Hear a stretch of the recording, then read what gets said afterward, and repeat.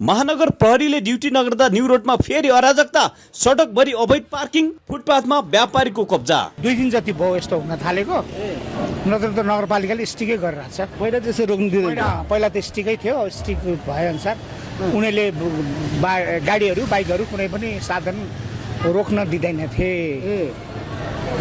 हेर्नुहोस् है साथीहरू, त्यो अस्तिको केसले गर्दा हिजो र आज त्यो ट्राफिक प्रहरीहरू अनि नगर प्रहरी देखिएका छन् यो न्यू रोडमा नदेखिँदाखेरि हेर्छु यस्तो छ हालत।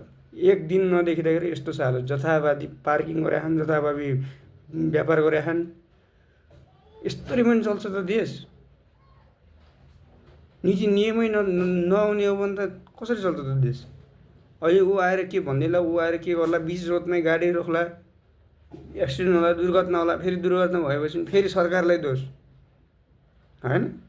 महानगर प्रहरी नआएको कारणले चाहिँ यस्तो भएको भन्ने पनि छ त? हजुर हजुर, त्यही भएर हजुर त्यस्तै भएर महानगरको कारणले गर्दा आज छिटै आउन पाए यिनीहरू, नत्र आउन पाउँदैन थियो। म त यो यहाँको गार्ड हो होइन, यो हिमालयन ब्याङ्क हो, मेरो नाइट ड्युटी हो। म त्यो भएर पहिला यस्तो हुँदैन थियो? पहिला हुँदैन थियो सर, पहिला यति भिडभाड हुँदैन थियो।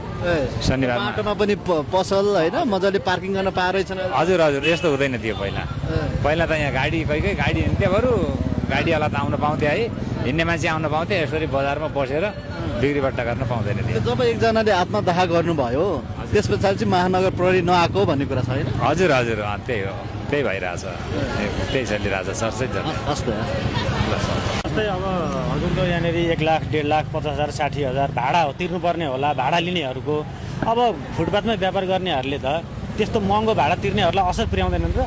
त्यसले त अवसर गरिहाल्छ नि सर। अब बिस्तारै त्यसले